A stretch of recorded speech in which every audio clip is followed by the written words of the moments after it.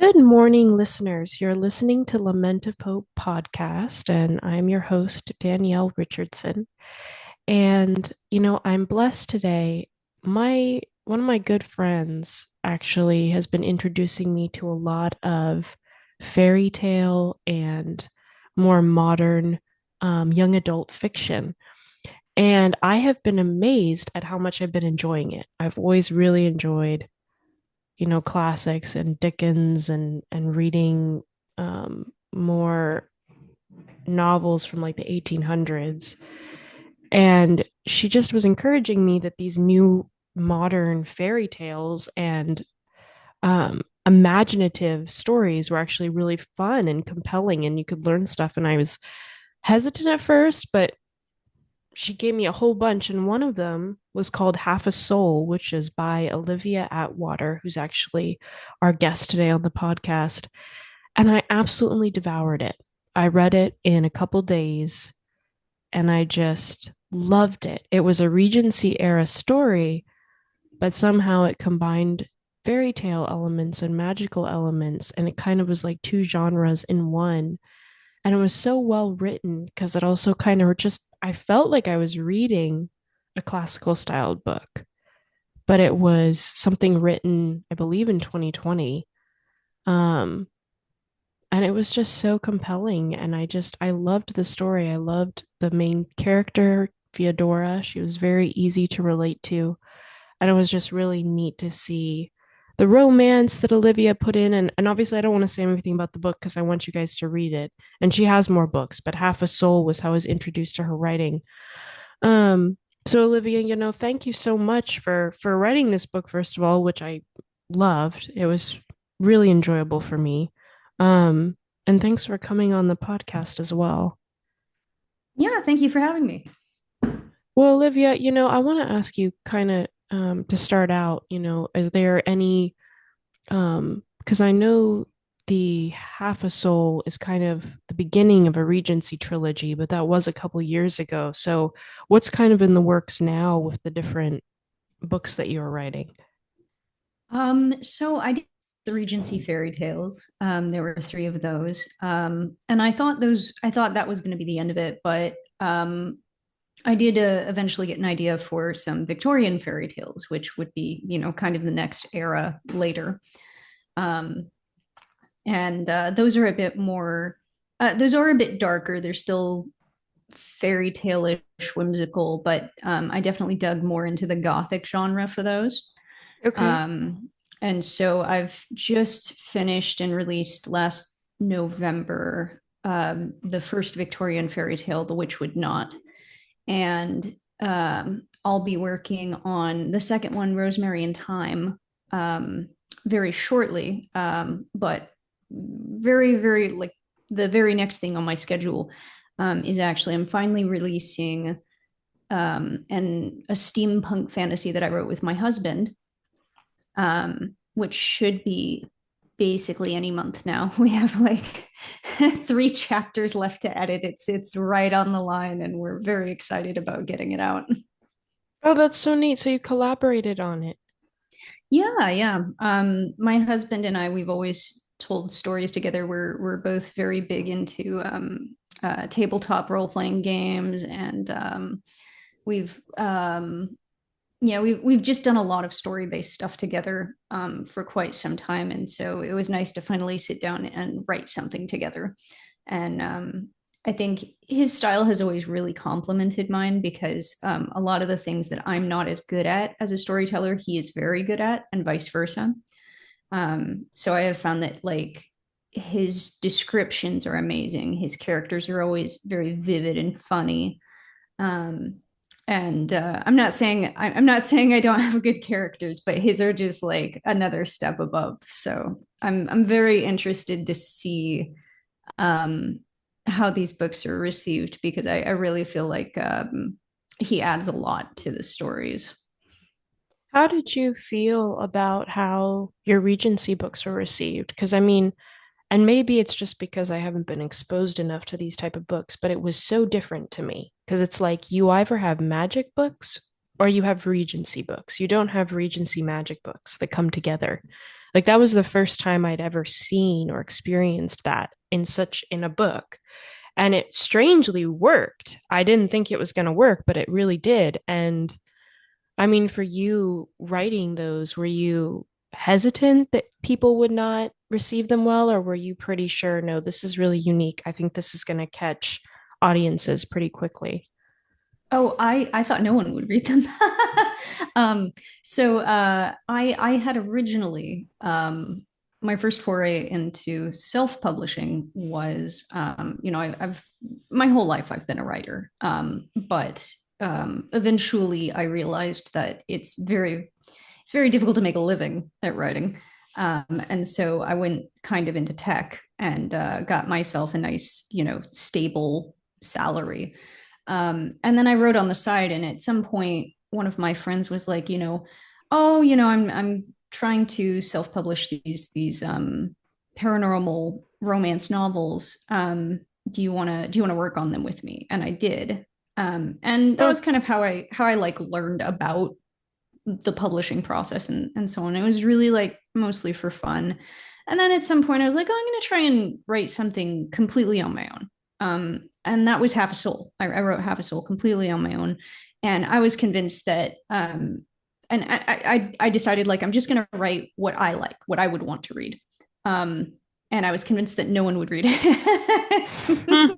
And then I published it on my own, on my separate pen name. And suddenly everyone, it was the most successful thing I'd ever done. And I was so confused about it because I was like, I mean, I know I like these things, but I wasn't expecting everybody else to like these things. Wow. So you self-published at first, but didn't it end up getting picked up by a publisher? Yeah, yeah. At one point, Orbit picked it up. They picked up the series actually right before I published the third one. So we finished talks kind of around there, and then they were like, "Yeah, and we'll take the third one too." um, which I thought was funny because I basically only had an outline for it, and I was telling them like, "Okay, I got to warn you, my books never seem to fit the outlines at the end, so I'm sending you this outline, but it's probably not going to look like the outline." Wow. That is so cool though. So for you, I mean, that mean you were kind of a published author. I mean, how did that feel?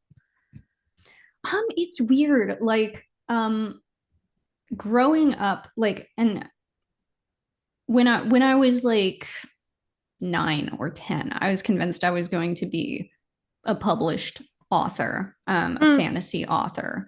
And I wrote the worst book in the world, and I kept shoving it at industry people who were very nice and very encouraging and did not tell me it was the worst book in the world, though I know that it was now. Um, and So I was so convinced at a young age, like, oh, I'm going to be an author. That's just the most natural thing in the world. And then to have gone through a few decades and then be like, oh, I'm not going to be an author. I'm going to be something else. And then to suddenly out of the blue um, be told, no, actually, Wow. go back to that thing you thought when you were 10. You're going to do that now. So you've always loved fantasy, even as a kid. Oh, yes. Yeah. I was notorious. I was the girl with the dragon books. So everywhere I went, I always had a stack of library books. They were all fantasy books, and I preferred my fantasy with dragons on the cover. I was always very disappointed if there were no dragons on the cover. Um, and Yeah, no, I've always been big into fantasy. I've never really been able to get into the idea of um, historical fiction without fantasy, actually. Hmm. I had, teachers tried to get me to read historical fiction. They were like, this is a great way to learn about history. And I was like, ah, but where's the dragons? Um, and then I actually discovered when I got much older that I could be induced to care about historical fiction as long as there was a fantastical element, and that's kind of the direction I went in. Yeah, it's interesting because I could see through Half a Soul, I mean, because you were bringing awareness to the fact that workhouses back then were really horrible places. And like that's like a historical element that is true. You know, workhouses, several of them were very poor conditioned, and children would leave them, and it wouldn't help them leave crime. It would actually encourage them to continue in whatever crime they had been, you know, because juvenile delinquency in early Well, 19th century yeah. England was a huge problem. And Um, the thing is that workhouses, they called the people that were in workhouses inmates, but I mean they weren't necessarily criminals. They were just poor. They had nowhere to go. And so children might end up in a workhouse for any number of reasons. And one of those reasons could, in fact, just be like either their parents were dead or their parents were in the workhouses and they were, born in a workhouse and there was really nowhere else for them to go. Like there were any number of reasons. And obviously, that was not a great environment for a kid, regardless of why they were there. yeah. Um, And and is work, that sorry, the go ahead. historical element that you really wanted to get across in your book that was actually, you know, factually true that people could learn from? I think there were a few things. I think in a general sense, the thing that I was most passionate about was kind of, ironically, talking about the Regency era in a less fairy tale way. Because the Regency genre, Regency romance, has become, in some respects, like a new fairy tale. This very idealized um, world. It's it's a lot of the books will focus on, the aristocracy, rich people, um, balls, dresses, things like that, and they Yeah. never really. And I don't want to say never. There are a few authors that go out of their way to talk about some of the other things that were going on during that era. But if you mostly just read the Regency genre, you would have a very distorted idea of what life was like during that time because you're Mm. literally only talking about um maybe 1,000 people during that era, the bon ton. um and they're very rich, very privileged lives, and I really felt like I wanted to write something that examined how those lives were propped up, because obviously that money and that glamour doesn't come from nowhere. Yeah. No, I mean, and you saw that, I think, with your character, I mean, of the aunt, obviously, there's that scene in the carriage where she says, you know, if my children don't get married to someone wealthy, what's going to happen to me? You know, that's kind of the driving fear behind her trying to get married, her kids married off to some wealthy person. Whereas, you know, at first you look at that and you're kind of like, that's such a superficial, why is she pushing this all the time? But then you kind of see the fear behind her as a widowed woman of like, what will happen to me if my children aren't well looked after and then can take care of me. Um, which was really, that kind of struck me in the carriage scene in your book. Um, because, you know, no one really likes this character. And then there's kind of this humanizing element that comes out for her. And obviously Dora too, I mean, an orphan who's been taken in by a wealthy family basically because their, you know, daughter really has a heart for her. And throughout the story, you're seeing Dora's own struggles with, yeah, she's part of this wealthy society, but at the same time, she's different and she sticks out because she looks different and is unusual to other people. And so even it's like, you know, no world does she completely belong in until, you know, the end and we figure all that out. But all of that to say is like you put a lot of those elements in there for the characters and obviously the workhouse and that element. And it was just, yeah, it was so neat how you got to do that because me as an audience, I could, as a reader, I could learn about those things while at the same time being really engaged with a very, witty and fun story. Um, did you, when you were writing that, did you, um, your main protagonist is Theodora. Did you base her off of yourself at all, or is she completely different than you? Theodora definitely has a lot of traits in common with me. And I actually have to admit,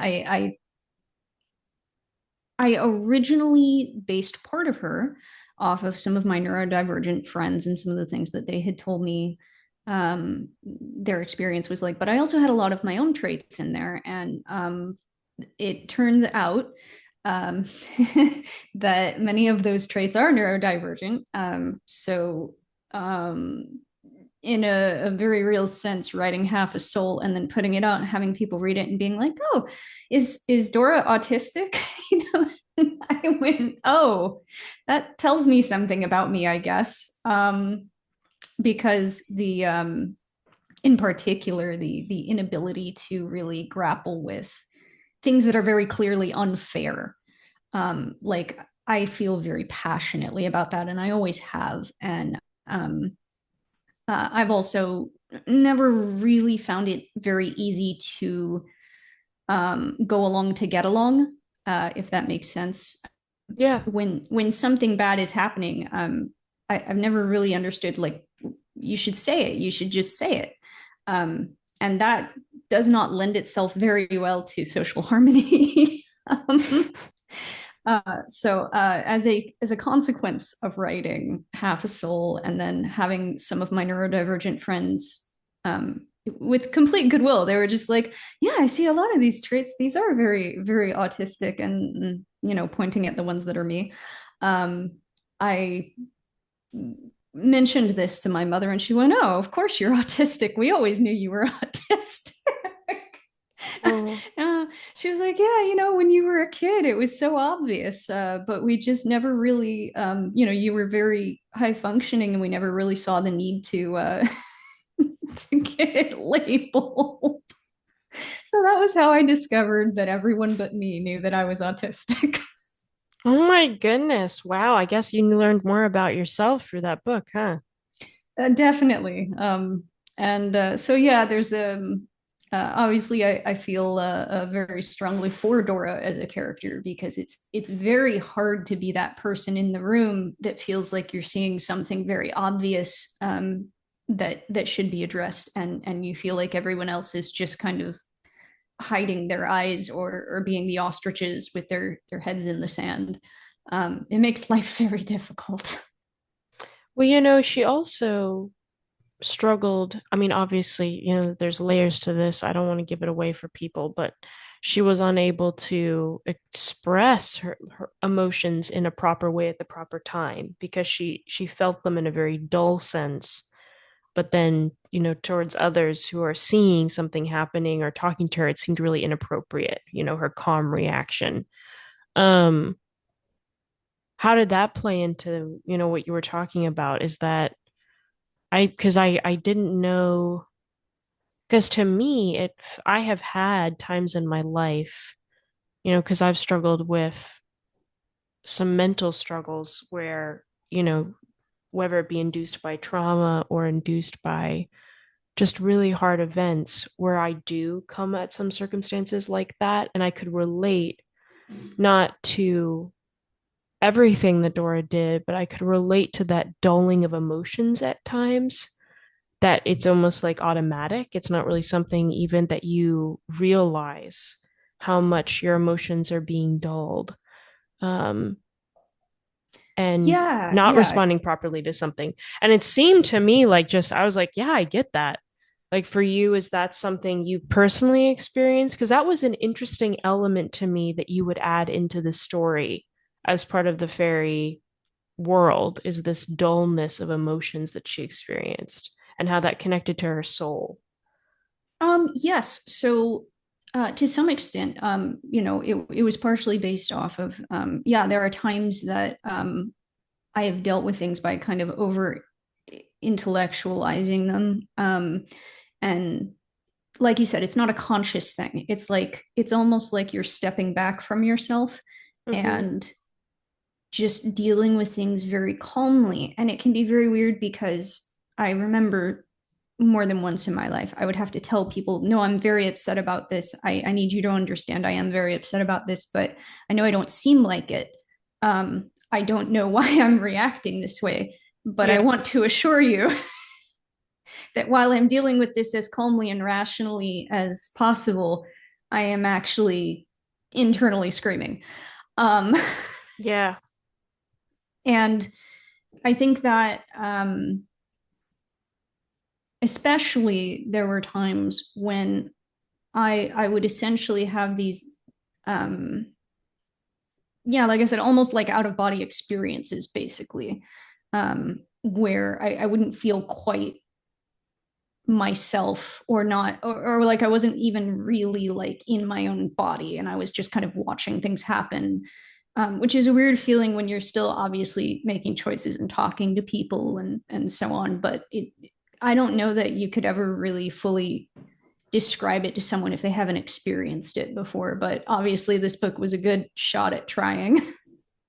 Yeah, no, and it it was interesting because you connected it to the soul. Like for you, do you believe that like the emotions are something connected to the soul in that way?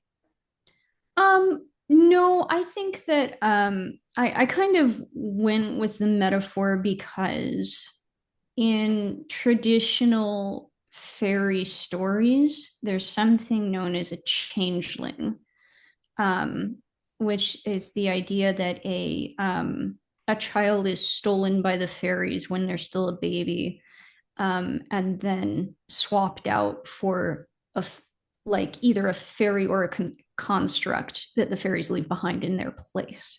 And the changeling never really acts the way that people would normally expect them to. And there have been some theories that the entire idea of changelings was an explanation that people gave for autistic children. And so to some extent, Really? yeah, so I kind of figured like a little nod to that of like, okay, well, let's, just kind of go with that and be like, and people believe that changelings didn't have a soul. Um, so I just kind of ran with it and I was like, okay, well, yeah, fairies have something to do with this for this story, sure. Um, Wait, so in the Regency era, you're saying that that was actually a belief that fairies. um, so I don't know about the Regency era specifically. It went back quite some time. Like we're talking about a folk belief that was pretty common in I'd say the UK in general. So like not just England, but um, Ireland, Scotland, where you're getting kind of almost back to the Celtic mythology. Um, but as with most things historically, a lot of those things endure, especially in the countryside or in little pockets. So it's not beyond the realm of explanation, especially in like a historical fantasy where you get to play with things quite a lot. If I apply a lot of the traditional mythology and assume that it's all just true, then that's kind of what comes out.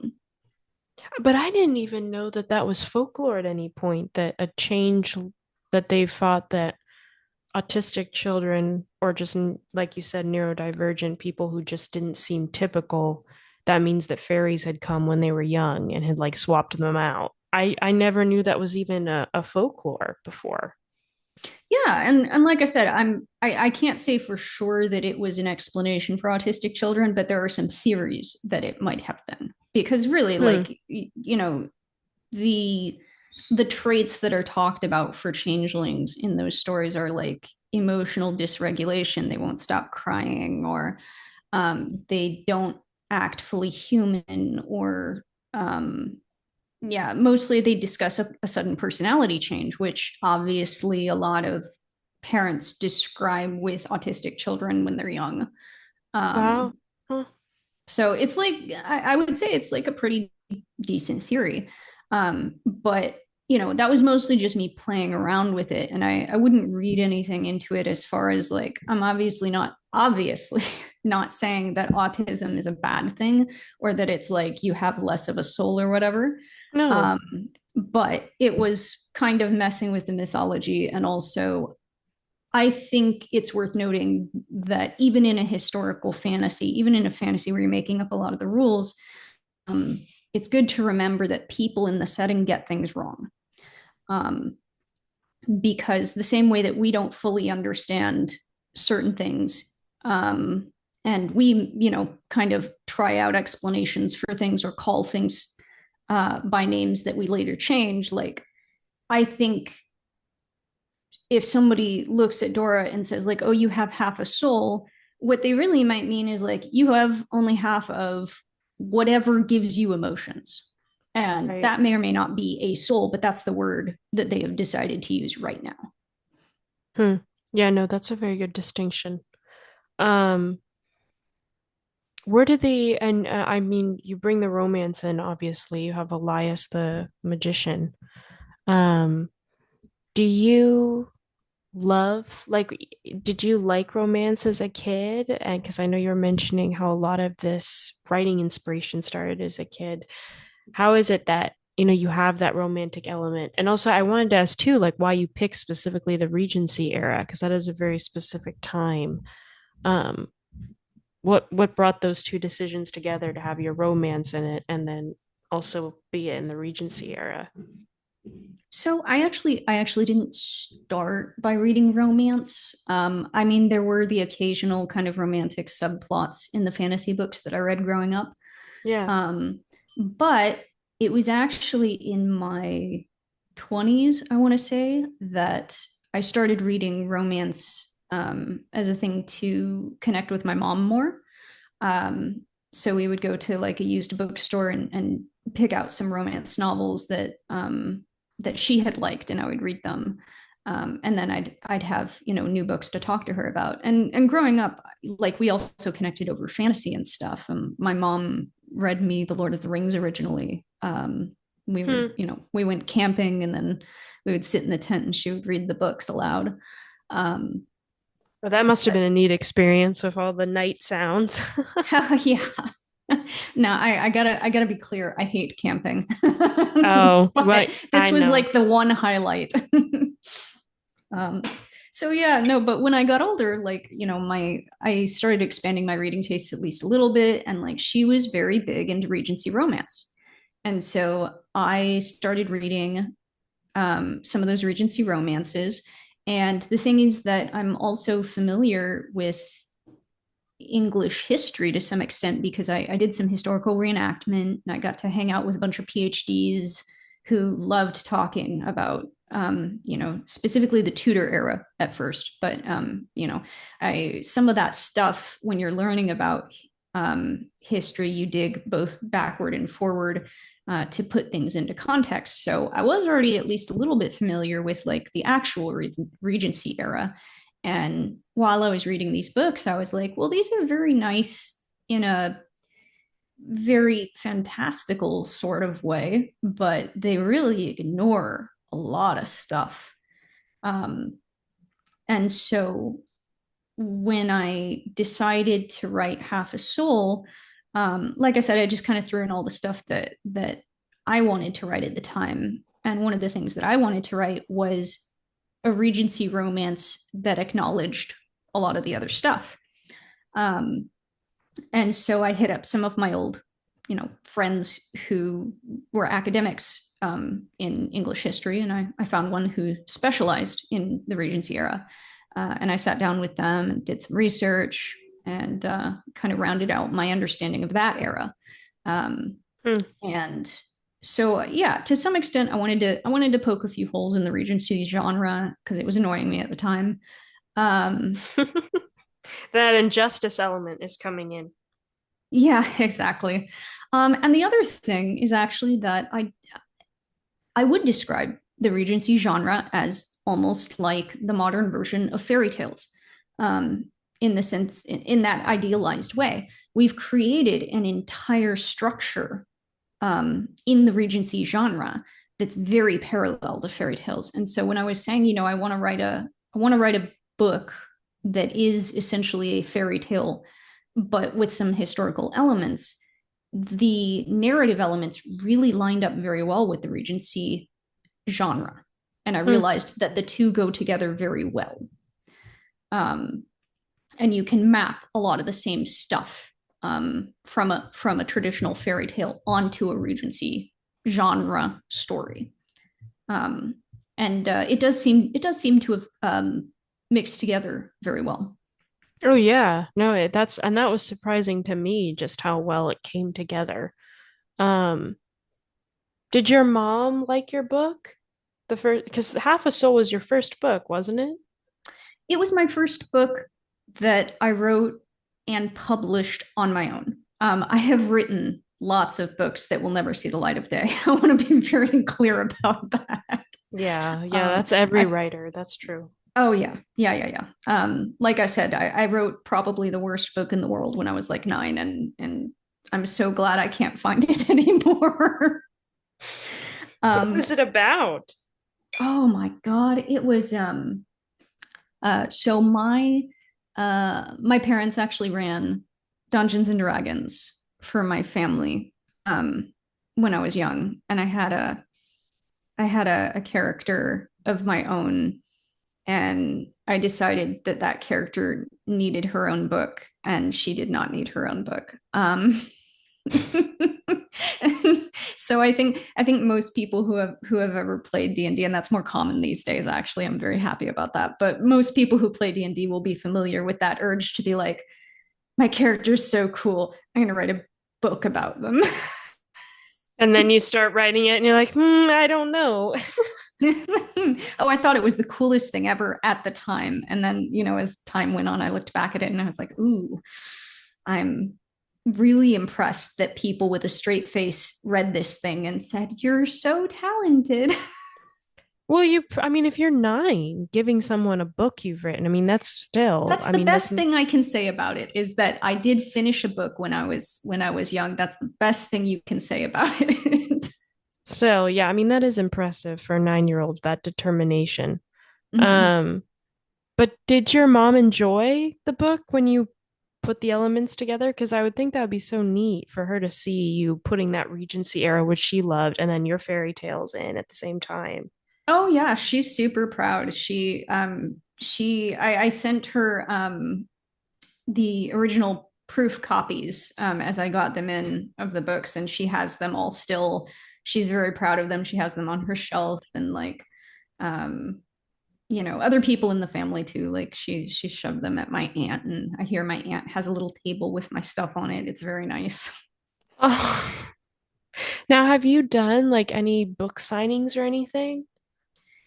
I did one book signing at an Indigo, discovered it was very not for me. I'm a huge introvert, and it was just nerve wracking. Having so many people to talk to? Well, it's one of those things of like it was very early on, and I didn't really know how much promotion I was supposed to do. So I had a handful of people, and the rest of the time I was just sitting there awkwardly, and I was like, I don't know, nothing about this is fun. So um, yeah, I did the one. But then now instead of doing like an official book signing, I just go to the local Indigo and I'll like sneak the books off the shelves and sign them, and then that's it. People can find them. And it's interesting. Do you ever wish that, because I mean, your books have done well, but it's not like it's at the level of, like J.K. Rowling or something where it's like really big and you're having to make all these appearances and, all these things. For you, are you very content with being able to write what you love and it not becoming huge? Like for you, is it because I know there are some authors whose and ambition is to become the next really big author. The one that maybe someday there will be a movie based on their works. Um, but for you, like, and I don't know, but from talking to you, it seems like you really do value the simple, but valued things in life, and that kind of came across the one book I've read, so far in your series. Um, are you quite content being that author that's like, I'm writing what I love, and it doesn't need to become a huge deal for it to be worthwhile? Yeah, I would say that's a pretty good description, actually. I've realized, having dabbled a little bit, like, the book signing is a perfect example. Like, I dabbled a little bit there and I was like, it's actually not fun. Like, this is not something I enjoy. So while I do enjoy talking to people about the books, and I have like a Discord where I hang out with readers, and things like that. Like, I do love talking to people, but I want to engage with people. I find parasocial relationships really weird and uncomfortable. So if Like I'm going, Dora. yeah, so if I'm gonna engage with someone, I want to do it, at least somewhat on equal footing, where we're having a real conversation, instead of this feeling that people are engaging with an image of me, if that makes sense. It's just weird. Hmm. So I don't know that I would enjoy being a really big deal. That sounds like actually a lot of work and not very, not very fun. um, but no, I'm very pleased that the thing that I wrote, because I enjoyed it, that other people have enjoyed it, and that I get to keep writing the things that I enjoy. Um, Yeah. and that's really all you can ask for. Um, I think other than that, um, I knew going in that this had a ceiling. It's very rare that you break out of um, a niche like Regency. Obviously, it's been done. Um, you know, uh, I think the Bridgerton stuff like clearly hit a some kind of cultural note. I think that's mostly down to the TV series, um, but it expanded past its usual kind of sub audience, and got bigger and grabbed a whole bunch of people. But that normally doesn't happen. Like, normally you kind of have your little niche genre, and if it is a small audience, you don't really expand far past that usual audience. There are certain genres that have a higher ceiling, so like thrillers. Um, I would say probably like general contemporary murder mysteries, things like that. Like, I think those have a much higher ceiling than a weird Regency fantasy romance thing. Well, I just wondered if it's ever hard as a writer to not be content with that. Because I know, even, and maybe this is just different, but even for me as a podcaster, I know that the goal of my podcast, which is giving people a voice to share their stories and just getting to meet all these different people around the world and have conversations like we're having coffee, it's just chill. I know that that's a niche, and yet there's always that inward struggle of like, oh, I wish I want more people to see this. I want this to grow. I want this to be something that, more people could read or I mean, listen to. And there's always that, I would say, competitive tug that can come in at times and kind of shadow the good and the things that are actually being done. And I didn't know as an author, if you've ever experienced that where it's like, as you taste these little successes, is it ever hard to not want it to be bigger than it is? I mean, I think I felt that way when I was 9. Like, I think when I was young, and I had the impression that, like, I internalized the idea that the measure of your success as an author, as anything, was how many people pay attention to you. And as I got older, I just stopped caring. um, That's good. and I will say, one of the things that did that the most for me, actually, is that um, I run tabletop games, and that's an audience of like 4. So, but it's some of the best stuff I've ever gotten to enjoy storytelling wise. It's been incredibly satisfying.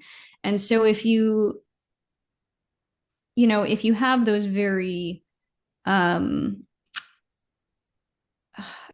those very intense moments of emotion in storytelling, know for a fact this is never going to go beyond four people. Um and yet it's some of the best stuff you've ever experienced. There is a way to map that onto, bigger things where you're like, if I'm satisfied just telling a really great story to four people, why do I need the entire world to enjoy my books? I mean, I'm certainly thousands and thousands of people have read the books at this point, and many of them have very much enjoyed them. And I'm like, if I'm happy with four people, I'm certainly happy with thousands of people. Yeah. No, that's a very good perspective. I mean, it's contentment in what you're doing and what you have and what you can do. Um, which is I think something that all creators, I mean, at least me kind of guess starting out in the creative realm in this sense, would love to achieve, to have that contentment of just, this is what I'm doing, and who's ever enjoying it and being blessed by it, that it's worth the time and the effort. And especially, if I'm enjoying it and doing it because I enjoy it. Yeah, Um, absolutely. Like the experience is worth it. Just the living in the moment, and like I said, getting to real one-on-one conversations with people and meeting neat people. And like, I think one of my favorite things actually um is not the number of people who read my stuff, but the people who take the time to let me know that they read it and that it affected them. Especially one of the things that I was about to say, one of the things you learn as an author, but one of the things some authors learn, I think some authors never learn it, is that you cannot please everyone. mm, Um, mm-hmm. and so every book is always going to have someone who goes, "This is the best thing I've ever read, and this deeply affected my life." And it's also going to have someone who's like, "This was trash. I hated this. I can't believe this got published." And, they're both very vehement on their point of view. And Right. so Yeah, it's there's true. literally no way to please everybody. And so the best thing you can really do is to please enough people that you can keep writing, but also please yourself. It's a balance, isn't it? It's an artistic balance, the life of a creator. Um, I wanted to ask you just one last question because I was thinking, for you, like, if you were to write a book about you, like yourself, Mm-hmm. what would you title it? Ooh. So even, Um, if you made it into a fairy tale or if you added fairy tale elements, even however you wrote your autobiography, mhm. what would you what would you title it? Oh, wow, that's a great question. um, um,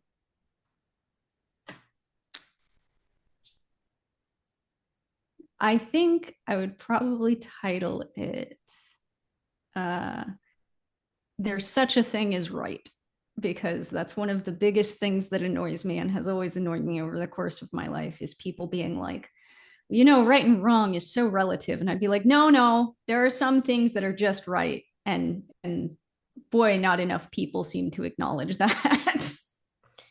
That And that is great title. I love that. You thought of that pretty quickly. Have you thought of this before? no, but I've thought very often about the themes that tend to come through over and over in my work. So, I basically just went like, what's the thing that keeps coming out in all my books? And I was like, oh yeah, no, that's a thing that I talk about a lot. I like that a lot. There's such a thing as right.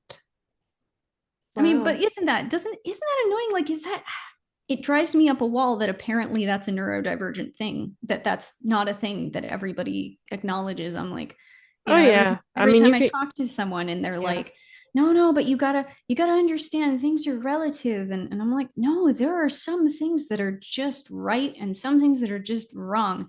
You can get relative on lots of stuff, but at some point there is a right and wrong, and it's just so cowardly to try and use that to dodge it. I agree with you 100%. I'll tell you, if we were on a big network, we'd both be canceled. That'd be it. No more show. it's, you're right. I agree with you 100% that there's a right and a wrong. And that's the interesting thing about fairy tales is that there is a right and a wrong in fairy tales. I think that's one of the beauties of fairy tales is like there's a good and there's a bad, and they fight or they have some sort of conflict. And in fairy tales, what's always so great is at the end, you know that the good will win and that there will be joy and happiness, which is such a sweet. It's like it's the human heart yearns for that fairy In tale. modern fairy tales. Yeah, that's Classic fairy true. tales, I don't know that it Yeah, always and falls yeah, out you're that way. right. But That's true. yeah, and and I think the funny part is that I have been able to appreciate more shades of gray as I get older and I really work at it, but they're never in the places that people told me they would be. Hmm. Like, when it comes down to it, I'm like, okay. Um, Especially studying history, people say things like, well, history was a different time and people just didn't necessarily understand right and wrong in the same way. And I've studied history. Someone always understood. Someone was always kind of like, you look at slavery, it's like someone was always like, this is wrong. Yeah. And like, those are the shades of gray I'm talking about in the sense of like, no, history is basically the same as the modern in the sense of people never change. There was always people doing bad stuff, and there was always people saying that's wrong. And yet, we get further away from it, and people start to pretend that there was some magical difference between modern day humans and whatever historical era they're talking about. And the shades of gray really come in when you start looking at how people try to justify things to themselves now, and how they will twist themselves into knots and fall back on these weird repetitive um, uh, what's the word I'm looking for? I almost want to say like there are these thought patterns that we keep falling back on to try and justify things to ourselves, and they repeat and repeat and repeat.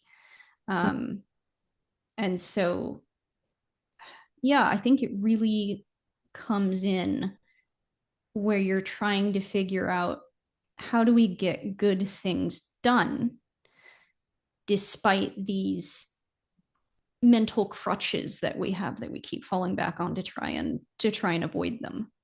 Um, but at Yeah. the end of the day, there are certain things that are like, nope, they're right and wrong. We've always known they're right and wrong. There's just people in every era who bury their heads in the sand.